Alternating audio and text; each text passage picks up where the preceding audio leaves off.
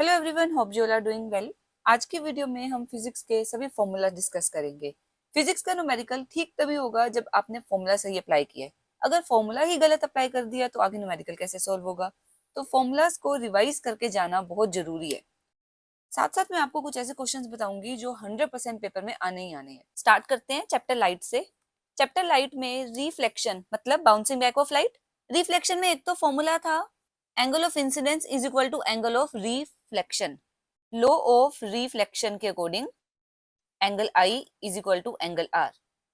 Main numericals आते हैं spherical mirror में से। चाहे स्फेरिकल मिरर का न्यूमेरिकल आए या स्फेरिकल लेंस का आए, एक न्यूमेरिकल जरूर आता है। हमारे पास दो स्फेरिकल मिरर है, कन्वेक्स मिरर, कनकेव मिरर। ये याद रखना, जहां पर भी कन्वेक्स वर्ड आ गया ना, चाहे मिरर है चाहे लेंस है, जो फोकल लेंथ है हमेशा पॉजिटिव। कनकेव के केस में चाहे मिरर है चाहे लेंस है, फोकल लेंथ हमेशा नेगेटिव। ये गलती नहीं करनी। सबसे पहले फोकल लेंथ कन्वेक्स की पॉजिटिव, कनकेव की नेगेटिव। एफ लिख लेते हैं पहले। F is negative for concave mirror and F is positive for convex mirror. अब हमें पता है यू जो ऑब्जेक्ट है वो हमेशा पोल के लेफ्ट साइड पर होगा, तो you is always negative. You लिखते ही आपका हाथ चलना चाहिए नेगेटिव साइन के ऊपर। You is always always negative. एक और बात ध्यान रखनी है, रियल इमेज हमेशा इन्वर्टेड होती है और वर्चुअल इमेज हमेशा इरेक्ट होती है। ये कॉम्बिनेशन कभी चेंज नहीं होने वाला। अगर रियल इमेज है तो इन्वर्टेड होगी, वर्चुअल इमेज है तो इरेक्ट होगी। अब आपने अगर रे डायग्राम बनाए हुए हैं, कनकेव में 6 केसेस बनते हैं और कन्वेक्स में ओनली 2 केस बनते हैं। तो जो कन्वेक्स मिरर है उसमें सिर्फ जो इमेज होती है ना, हर केस में वर्चुअल एंड इरेक्ट होती है। वर्चुअल इरेक्ट इमेज बनती है और हमेशा राइट साइड पर बनती है। तो जो v की वैल्यू है हमेशा पॉजिटिव। कनकेव के केस में v can be positive as well as negative depending on the case. कौन से केस का डायग्राम बना रहे हो, v की वैल्यू पॉजिटिव होती है कुछ केसेस में, कुछ केसेस में नेगेटिव। अब हाइट ऑफ ऑब्जेक्ट। जो हाइट ऑफ ऑब्जेक्ट है, ऑब्जेक्ट हमेशा सीधा रखा जाता है, प्रिंसिपल एक्सिस में ऊपर की तरफ ऑब्जेक्ट होता है, positive. H I height of image in case of convex mirror, क्योंकि कन्वेक्स में हमेशा वर्चुअल और इरेक्ट इमेज बननी है। इरेक्ट मतलब सीधी। अगर सीधी इमेज है H I will be positive, अगर उल्टी इमेज है नेगेटिव। और हमें पता है कनकेव में 6 केसेस है, कुछ केसेस में रियल इन्वर्टेड बनती है, कुछ में वर्चुअल इरेक्ट। तो v i can be positive as well as negative depending on the case. Image कैसी बन रही है, positive h i. H i की वैल्यू पॉजिटिव भी हो सकती है, नेगेटिव भी हो सकती है। Now mirror formula. Mirror formula जो भी आप क्वेश्चन कर रहे हो, मिरर फॉर्मूला कैसे अप्लाई करना है। फॉर्मूला इज 1/v प्लस 1/u is equal to 1/f। ये फॉर्मूला है मिरर फॉर्मूला।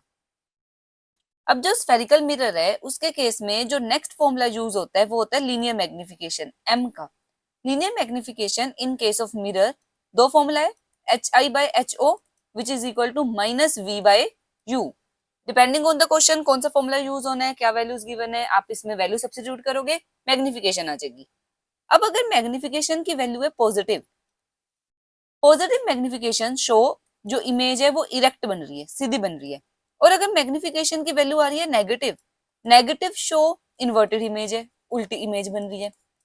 मैग्निफिकेशन के साइन से आप पता कर सकते हो इरेक्ट और इन्वर्टेड इमेज में से कौन सा केस है। और मैग्निफिकेशन की वैल्यू, साइन भूल जाओ। अगर मैग्निफिकेशन की वैल्यू इक्वल टू 1 आ रही है, विदाउट साइन की बात कर रही हूँ, 1 के इक्वल आ रही है, सेम साइज। मैग्निफिकेशन की वैल्यू ग्रेटर देन 1 है, साइन नहीं देखना, सिर्फ वैल्यू देखनी है। ग्रेटर देन 1 है, एनलार्ज्ड, बड़ी इमेज बनेगी। मैग्निफिकेशन की वैल्यू लेस देन 1 आ रही है, जैसे 0.9, 0.8, 0.5, उस केस में स्मॉल इमेज बनेगी। ठीक है, तो आप मैग्निफिकेशन से भी काफी सारी कैरेक्टरिस्टिक्स बता सकते हो। Now next topic, refraction. Refraction होता क्या है, बेंडिंग ऑफ लाइट। रिफ्रैक्शन के लिए रिफ्रैक्टिव इंडेक्स के फॉर्मूला करते हैं सबसे पहले।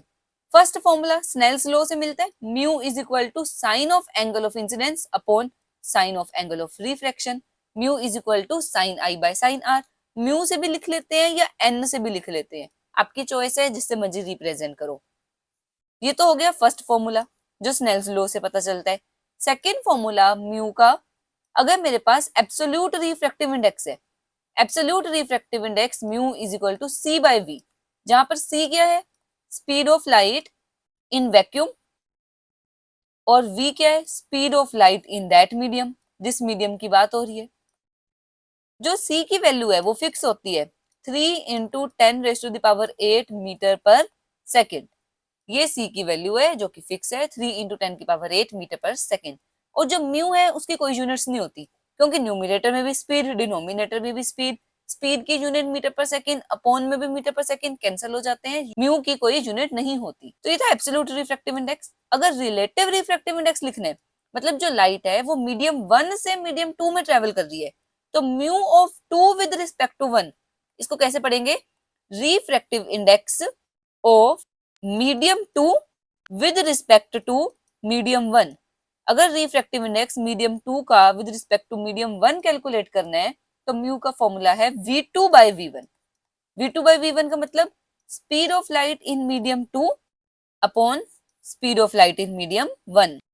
जैसे अगर लाइट एंटर कर रही है फ्रॉम एयर टू ग्लास, तो एयर हो गया मीडियम 1, एयर मीडियम 1 है, ग्लास मीडियम 2 है, तो speed of light in medium 2 upon speed of light in medium 1। Fourth, अगर आपने μ12 कैलकुलेट करना है, μ21 आपको पता है, तो इन दोनों का प्रोडक्ट कर लें अगर हम, μ12 into μ21 is always equal to 1। ऐसे अगर तीन मीडियम्स है, μ12 इंटू μ23 इंटू μ31, इन तीनों का प्रोडक्ट भी 1 के इक्वल होता है। ठीक है, देखो ये साइकिल चल रही है 1 2 देन 2 3 3 1, ऐसे लिखो 1 2 3, 1 से 2, 2 से 3, 3 से 1, तो इन तीनों का प्रोडक्ट भी इक्वल टू 1 होगा। तो ये होगी फॉर्मूला रिलेटेड टू रिफ्रैक्शन। अब चलते हैं लेंसेज पर। दो तरह के लेंस होते हैं, कन्वेक्स लेंस जो थिक होता है एट द मिडल, थिन होता है एट द एजेस, ऐसे ही कनकेव लेंस। यहाँ पर ऑप्टिकल सेंटर O होता है, फोकस, दो फोकस होते हैं, दो सेंटर ऑफ कर्वेचर। जब हम यहाँ पर पॉइंट्स मार्क करते हैं 2f1 f1 f2 2f2, ऐसे मार्क करते हैं। ऐसे ही कनकेव में सेंटर में optical centre 2f1 f1 f2 2f2। अगर लेंस का क्वेश्चन है तो लेंस फॉर्मूला लगेगा। लेंस फॉर्मूला क्या था? मिरर के साथ कंपेयर करते जाना, 1/v minus 1/u is equal to 1/f। वहां पर मिरर में पॉजिटिव था, लेंस में नेगेटिव है। ये गलती नहीं करनी कि आप यहाँ का साइन गलत ले बैठो। ठीक है, अब कन्वेक्स लेंस है, अगर कन्वेक्स लेंस के केस में फोकल लेंथ मैंने बताया था, चाहे लेंस है चाहे मिरर, कन्वेक्स के केस में पॉजिटिव और कनकेव के केस में नेगेटिव। कनकेव लेंस में focal length is negative. Convex के केस में यहाँ पर 6 डायग्राम बनते हैं। 6 डायग्राम्स में स्टार्टिंग वाले केसेस में कैसी इमेज बनती है? Real and inverted. Last case में कैसी बनती है? Virtual and direct. दोनों तरह की इमेज बना सकता है convex lens depending on the position of the object. Concave के केस में कितने केसेस थे? कनकेव लेंस में कितने केस थे हमारे पास? सिर्फ 2 केस। कैसी इमेज थी? Virtual and erect. सिर्फ वर्चुअल और इरेक्ट इमेज बनती है। यू हर हालत में नेगेटिव, यू लिखते ही आपका हाथ चलना चाहिए नेगेटिव साइन की तरफ। U is always negative. V can be positive और नेगेटिव, क्योंकि डिफरेंट केसेस में डिफरेंट पोजीशन पर इमेज बन रही है, तो v can be positive as well as negative in case of convex lens. Concave lens में जो वी है वो हमेशा नेगेटिव, हमेशा इमेज लेफ्ट साइड पर बनती है। नेक्स्ट HO हमेशा पॉजिटिव, ऑब्जेक्ट तो हमेशा सीधा रहने वाला है, कोई भी केस है HO की वैल्यू हमेशा पॉजिटिव। HI, क्योंकि convex lens real and inverted as well as virtual and erect बना सकता है, तो इमेज सीधी भी हो सकती है। अगर इरेक्ट है तो पॉजिटिव हो जाएगा HI, और अगर इन्वर्टेड है तो नेगेटिव हो जाएगा। ऐसे यहाँ पर जो HI की वैल्यू है हमेशा ये इरेक्ट इमेज बना रहा है, HI इज ऑलवेज पॉजिटिव। अब magnification in case of lens. Magnification का फॉर्मूला लेंस के केस में है HI/HO, ये तो दोनों में सेम था HI/HO। वहां पर था, मिरर में था -v/u, यहाँ पर है +v/u, मतलब पॉजिटिव साइन आएगा। लेंस फॉर्मूला में नेगेटिव है, मिरर फॉर्मूला में पॉजिटिव था। मैग्निफिकेशन में वहां मिरर में नेगेटिव था, लेंस में पॉजिटिव है। एक के फॉर्मूला लर्न हो गए, दूसरे में बस नेगेटिव को पॉजिटिव, पॉजिटिव को नेगेटिव करना है। ठीक है, तो मैग्निफिकेशन दो फॉर्मूला से निकल सकती है, HI/HO और दूसरा v/u। बाकी मैग्निफिकेशन से आप वैसे ही पता लगा सकते हो इन्वर्टेड होगी कि इरेक्ट। अगर मैग्निफिकेशन पॉजिटिव है मतलब इमेज सीधी बन रही है, इरेक्ट। अगर मैग्निफिकेशन नेगेटिव है मतलब इमेज उल्टी बन रही है, इन्वर्टेड। अगर मैग्निफिकेशन की वैल्यू 1 है, सेम साइज की इमेज बनेगी। अगर मैग्निफिकेशन ग्रेटर देन 1 है, साइन की बात नहीं कर रही, साइन भूल जाओ, 1.1 2 3 मैग्निफिकेशन 1 से बड़ी आ रही है, एनलार्ज्ड बड़ी इमेज बनेगी। और अगर मैग्निफिकेशन 1 से छोटी आ रही है, जैसे 0.5 0.6, तब स्मॉल साइज की इमेज बनेगी। ठीक है। नेक्स्ट फॉर्मूला जो यूज होता है लेंस में, power of the lens. Power of the lens formula is 1/f। अगर तो फोकल लेंथ है मीटर में, in case focal length centimetre में है तो 100/f। ज्यादातर क्वेश्चंस में फोकल लेंथ सेंटीमीटर में ही होती है, तो फॉर्मूला 100/f यूज करना। यूनिट्स, पावर की यूनिट डायोप्टर, DIOPTRE। अगर शॉर्ट फॉर्म में लिखते हैं तो कैपिटल डी, पूरा नेम लिखना है डायोप्टर तो जो डी है वो स्मॉल लिखना है। तो यहाँ तक कर लिए हमने लाइट चैप्टर के reflection as well as refraction के formula. Next human eye. Human eye में सोच रहे होंगे कौन सा फॉर्मूला है, मायोपिया और हाइपरमेट्रोपिया। मायोपिया और हाइपरमेट्रोपिया का क्वेश्चन 100% आना है, न्यूमेरिकल ना आए चाहे, but myopia hypermetropia causes diagram दिया हो, डिटेक्ट करो कौन सा डिफेक्ट है, कौन सा लेंस यूज करोगे करेक्शन के लिए, डायग्राम्स ड्रॉ करो। इस तरीके का क्वेश्चन मोस्ट रिपीटेड 100% आने वाले क्वेश्चन है। तो मायोपिया और हाइपरमेट्रोपिया टॉपिक को बहुत बहुत अच्छे से करके जाना। अगर आपको कंफ्यूजन होती है मायोपिया कौन सा वाला था और हाइपरमेट्रोपिया कौन सा था, तो एक हिंट दे देती हूँ। मायोपिया छोटा वर्ड है, हाइपरमेट्रोपिया लंबा वर्ड है। मायोपिया छोटा वर्ड है तो इसको बोलते हैं शॉर्ट साइटेडनेस। हाइपरमेट्रोपिया लंबा वर्ड है तो इसको बोलते हैं लॉन्ग साइटेडनेस। शॉर्ट साइटेडनेस का मतलब पास का सही दिख रहा है, शॉर्ट डिस्टेंस पे सही दिख रहा है, able to see nearby objects, पास वाले ऑब्जेक्ट्स तो सही से दिख रहे हैं, बट नॉट फार ऑब्जेक्ट्स, दूर के ऑब्जेक्ट्स सही नहीं दिख रहे। शॉर्ट साइटेडनेस है ना, नाम से पता चल रहा है, शॉर्ट मतलब पास का, पास बड़ी चीजें तो सही दिख रही है बट दूर का नहीं दिख रहा। लॉन्ग साइटेडनेस उल्टा हो जाएगा, लॉन्ग डिस्टेंसेस दूर का सही दिख रहा है, able to see far objects दूर पड़ी चीज सही दिख रही है, but not nearby objects, पास पड़ी चीजें नहीं दिख रही। नियर बाय ऑब्जेक्ट्स के केस में ब्लड विजन आ रही है। अब क्वेश्चन कैसे आता है, मायोपिया के केस में तो ये बोल देंगे friend of you is unable to see what is written on the black board while sitting on the last bench. Last bench पर बैठकर ब्लैक बोर्ड देखने में तो दिक्कत आ रही है, बट पास पड़ी बुक या नोटबुक से तो सही पढ़ा जाता है। तो मतलब फार ऑब्जेक्ट्स देखने में दिक्कत आ रही है, नियर बाय ऑब्जेक्ट्स में कोई दिक्कत नहीं आ रही, तब मायोपिया है। हाइपरमेट्रोपिया, हाइपरमेट्रोपिया के केस में the person is unable to read the newspaper, उसको न्यूज़पेपर पढ़ने में दिक्कत आ रही है, बट डिस्टेंट ऑब्जेक्ट्स जो दूर पड़े हैं वो तो सही दिखते हैं। तो कौन सा डिफेक्ट हुआ, हाइपरमेट्रोपिया। मायोपिया की करेक्शन, जो मायोपिया है उसको करेक्ट करने के लिए कनकेव लेंस यूज किया जाता है, ये भी बहुत अच्छे से याद कर लेना। और हाइपरमेट्रोपिया की करेक्शन में, हाइपरमेट्रोपिया को करेक्ट करने के लिए कन्वेक्स लेंस यूज किया जाता है। अब न्यूमेरिकल में क्या यूज होता है, वर्किंग रूल याद रखो। वर्किंग रूल बता रही हूँ मायोपिया और हाइपरमेट्रोपिया में। सबसे पहले तो यूवी दोनों चीजें नेगेटिव। आई के केस में डिफेक्ट वाला जब भी न्यूमेरिकल सॉल्व कर रहे हो, यू भी नेगेटिव वी भी नेगेटिव। मायोपिया के केस में जो यू है वो हो जाएगा माइनस इन्फिनिटी। अब यहाँ पे माइनस का कोई वैसे तुक नहीं बनता, जब आप 1/u करोगे ना, 1/infinity वो जीरो ही बन जाएगा। हाइपरमेट्रोपिया के केस में यू की वैल्यू -25 सेंटीमीटर। वी, क्वेश्चन में आपको जो भी वैल्यू गिवन है ना वो वैल्यू है वी की। ऐसी हाइपरमेट्रोपिया में भी जो भी क्वेश्चन में 25 के अलावा जो भी वैल्यू गिवन है ना वो वी होगी with negative sign. Focal length f, कौन सा लेंस था, कनकेव, कनकेव की फोकल लेंथ नेगेटिव। यहाँ पर हाइपरमेट्रोपिया में कौन सा लेंस था, कन्वेक्स, कन्वेक्स की फोकल लेंथ पॉजिटिव। लेंस का केस है, लेंस फॉर्मूला लगाओगे, क्या था लेंस फॉर्मूला बोलो, 1/v minus 1/u is equal to 1/f। अब इन न्यूमेरिकल्स में बहुत बार पावर निकालने को भी बोल देते हैं, तो power is equal to 1/f या 100/f, वही फॉर्मूला लगा दोगे आपको पावर पता चल जाएगी। पावर में साइन जरूर देना, पावर का साइन कनकेव के लिए नेगेटिव हो जाएगा, कन्वेक्स के लिए पॉजिटिव, जैसे फोकल लेंथ का साइन था। तो ये हो गए formulas related to human eye. अब करते हैं चैप्टर इलेक्ट्रिसिटी के।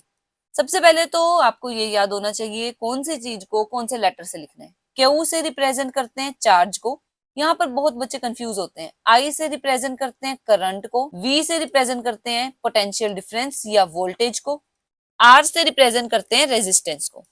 इसके अलावा जो टर्म्स आएगी साथ साथ बताऊंगी। इन दो में तो मोस्टली स्टूडेंट कंफ्यूज होते हैं, आई और क्यू क्या था। आई है करंट, क्यू है charge. First formula quantization of charge का है, q is equal to n e, where q तो चार्ज है, n है number of electrons, E is charge on one electron, और चार्ज ऑन वन इलेक्ट्रॉन की value fix है, -1.6 into 10⁻⁻19 coulomb. ये जो कूलम है वो SI यूनिट है चार्ज की, ये याद रखना। अब SI unit of charge is coulomb.